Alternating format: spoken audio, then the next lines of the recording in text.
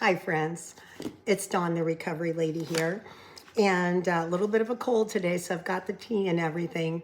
I am Dawn, D-A-W-N, not Dawn or Donna, the recovery lady. I am a behavioral health clinician bringing you life recovery tips. I started with empty nesting and have moved on to general, just life stuff that we need to move forward. And just for those of you who have been with me, just to disclose a little bit more about myself, yes, I'm a behavioral health clinician, but I also got my undergrad in journalism. I love journalism. I love media. I have a master's in media and communication psychology. I love media for positive social change within behavioral health. It is something that is so passionate to me, which is why I'm creating these videos in this format. And when we can use media platforms for positive change, especially in behavioral health, it's really nice to spread just healing and hope. So that's the intention with this. So today, we have been doing a lot of, things lately, safe people, how to say no. We looked at addictive relationships. A lot of you in the last video may have gone, wow, I recognize that my relationship has some addictive characteristics, and how do I get over that? We're going to identify the different types of boundaries, because just like when we talked about when we did types of self-care, and I said, hey, you could be killing it in all these areas. Like you might be great in your physical health of self-care, but you might be horrible in your financial health. And just if one area, if you don't understand the different areas is off, then you're going to feel off. It's kind of like that with boundaries. That word gets thrown around all the time, kind of like if anybody has a mood change, all of a sudden someone says they're bipolar, the layman's arm diagnosis thing. Boundaries gets used like that too. And you might think, no, I have good boundaries. I don't want anybody to touch me, blah, blah, blah. But we're going to look at the 6 different kind of boundaries and what they are. I want you to listen as I go through them, because you may not even realize that some of these areas were types of boundaries. And like I said, you could be doing great in other areas, and if one is off, you're going to feel off. Okay, and if you're new, welcome. I'm so glad you're here. Let's start. The first type of boundary, number 1, physical boundaries. That's the one that most people think of when we talk about this. We all have there was that study done a long time ago where we all have a personal bubble. And it was a 3-foot zone. It was actually a study, my foggy brain cannot remember the name of it right now, where we all need a 3-foot space around us. That's our private space. That, our airspace, our space around us. Sure, sometimes you have to squeeze in at church or a movie theater or an airplane. That really gets violated on an airplane. But that's why we get uncomfortable in those situations. It's just something that's our natural bubble. People, unless you're on a plane or something, will often test this boundary a lot. I remember being at an event once, many years ago, and a gentleman came up to talk to me, and he was talking, and he was like 6 inches from my face. I'm like, I could smell his breath, and I was like, dude, too close. I backed up, he backed up. Before I knew it, I was across this huge, large outside patio. The dude never got the hint. Bigger problem? I didn't say anything right away. Now, when that kind of a thing happens, I'll say, dude, personal bubble. And I say it just like that, but in a tone that people know that I'm serious. A lot of predators and unsafe people and manipulative people will test you out that way. How kind of boundaries does this person have? How far will they let me push them? And they can kind of get a feel for you.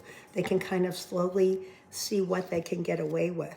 Sometimes it's not even that they're consciously doing it. It's just they're so conditioned to have that mindset, that predator mindset, to see what they can get away with. So that's what a physical boundary is. Owning your personal space. And if you're not comfortable, if it's not your loved one or kid or spouse or best friend who's going to come give you a hug, somebody does that and you didn't ask for it, it's important to set that boundary. Second type of boundary is intellectual boundary. I think the cold is talking a little. Intellectual boundary is your opinion on how you see something. It could be what you think of a book, what your worldview is, how you see things in life, those are your intellectual boundaries. Those are your opinions. Those are your perceptions and how your intellect works, and nobody has a right to tell you that's wrong. I find this kind of a boundary, the intellectual boundary, very abusive when it gets violated, because when somebody violates your boundary and says, "Oh, why would you think that? That's dumb. How did you put two and two together and get that?" That dismisses you. That demoralizes you. That diminishes your worth as a human being, and it's not okay for somebody to do that. So important that if someone violates your intellectual boundary, that you say, well, it's true to me. That's how I see it. And if unfortunately you're the person doing that, or you find yourself saying, because maybe you really are more educated on this topic than somebody else, you still don't have a right to diminish or belittle their opinion. So that's another type of boundary, our intellectual boundary. So we have the physical, we have the intellectual. The third type are our emotional boundaries. Those are our feelings and our emotions. And, you know, I think on this one, where intellectual, I often see that violation as a little more, I don't want to say predatory, just, you know, cruel. I think a lot of people violate other people's emotional boundaries with good intent because they don't know what to do. For example, say you got divorced 15 years ago, Valentine's Day comes by, you're crying, you're lonely, and someone says to you, it's been 15 years. Aren't you over it? You shouldn't feel that way. That is diminishing you. That is another person's feelings. That's real to them. You don't know what happened. There could have been a movie that came on, a commercial. They could have gotten some news. They could have just been triggered. We violate other people's emotional boundaries when we tell them they shouldn't feel like that. It's stupid to feel like that. I don't know why you'd feel like that. You need to get over it. Very toxic to say that to somebody, especially if they've lost someone. Your kids died 3 years ago. God, I should really be over that by now. We do not have the right to be the judge or jury of somebody else's healing. And if that is feeling real to them in the moment, we do not have a right to belittle anybody, to devalue somebody, very similar to intellectual, with their emotional boundaries, and tell them it's wrong, or even worse, you shouldn't feel like that. That's just going to spin that person out. And really, who are you to say it? Nobody asked us to be the CEO of them. And that is a boundary violation. While you're the violator or the violatee, be really aware of that one. Sexual boundaries, no means no. Whether it's an act you're going into, whether it's, you know, a faith system and you choose to remain pure. I see this a lot in the Christian community. There's a struggle of, do we remain pure? Do we not? Temptation. If you're remaining pure and you're in a relationship dating someone and they're trying to get you go, whether you're faith-based or not, further than you want to, they're coercing you, come on. That is a boundary violation. No means no. If someone you are with isn't hearing you say that, isn't responding when you're saying, I'm not comfortable with this, whether it's, you know, sweet nothings and verbal stuff, don't even get into the pictures. That will always come back to haunt you. I don't even know who came up with that. That's a bad idea. Sexting and all that stuff. Very important that no is no. And you set your boundaries up front when you're in a romantic relationship with someone. Hey, here's where I'm comfortable with in this, and you have an understanding before it even gets more physical. A lot of people do that now. It's actually pretty common. So we had physical, intellectual, emotional, sexual, 5 are material boundaries. It's my stuff. If I have, this is my plant, right? And my neighbor next door, they're staging, and I put it out to get sun in the morning on the porch. And the neighbor is staging their house for some pictures, and they come by and take my plant, and I come home from work and it's like, hey, where's my plant? Oh, we just took it to stage. We thought you wouldn't mind. People are taking your things, touching your things. That's wrong. That is wrong. People do not have a right to borrow your money, especially without your permission, to say, well, you know, you had 20 laying out and I was short, so I took it. To use your car, I've talked about that in other videos. A lot of people, especially if you have a lot of wealth, will assume, and hey, if you have a lot of wealth, dear Lord, I hope that you're being benevolent and philanthropic and helping other people. Our higher power calls us to be useful that way. I've talked about this before. It's very important. However, just because you have it, somebody else doesn't and they want it doesn't mean they get it.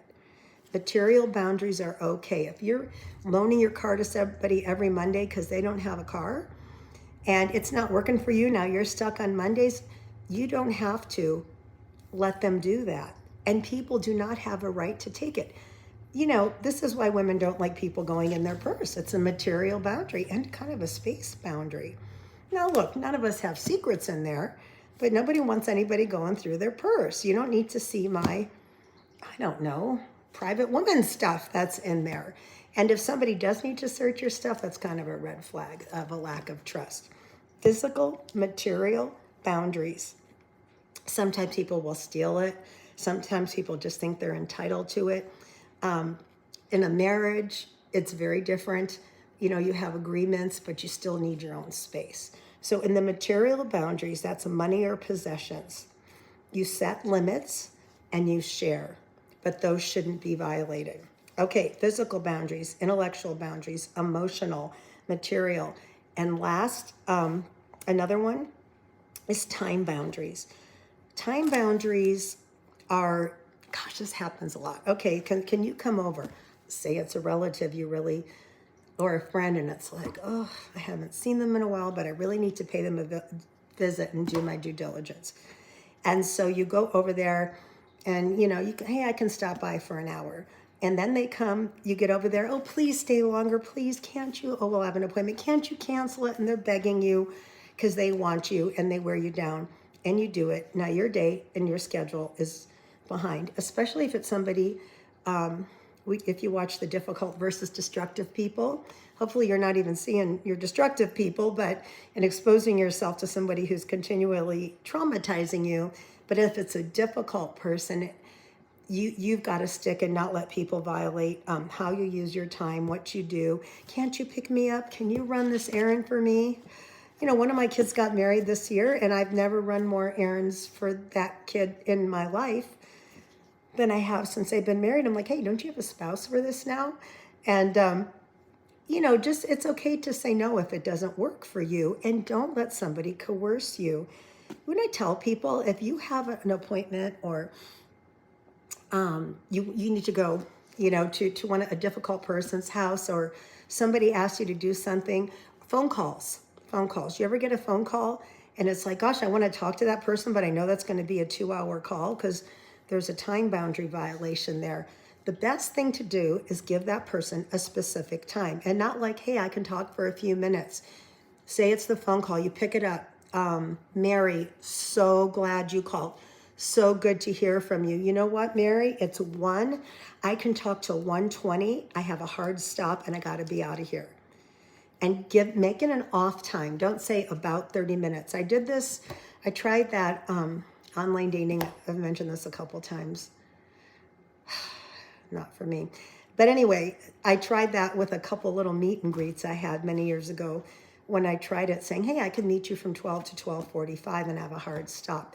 Gets you out of there. No fake phone calls. If you want to see the person again, you can. Try that. I want to give you a tip for that because that one seems innocent, the time boundary, but try when you are in those situations or you want to take that call, but you literally only have a few minutes. Give that window of time and be specific, and don't do like 1:30, make it an off time. Then they know you're serious and you have a hard stop. And remember, we just talked about this the video before last. When we don't uphold the boundaries, now you know what these are: physical, intellectual, emotional, sexual, material, and time boundaries. Think about the 6. Think about the 6. How are you doing on all of those? I don't expect you to be perfect. I'm not perfect. None of us are. And find the one where you're struggling the most and then work on that one the first. Say it's the first, like it's the time boundaries. Could be with work, it could be with anything. And start setting those hard stops. Because remember, when we let people plow over us and violate our boundary, when we allow that, we are conditioning them how to treat us. That was the video, training people how to treat us, before last. You're training people that you don't have enough self-worth to honor your own boundary. I hope that was a palatable bite. Again, I'm Dawn, the recovery lady. I love recovery. I'm a behavioral health clinician. I love behavioral health journalist. I love media for positive social change. And I love that you joined me here today. Thank you so much. Please subscribe. Please share if you think this would help anyone. I hope you join me again. Look forward to seeing you next time, friends. Love you. Bye.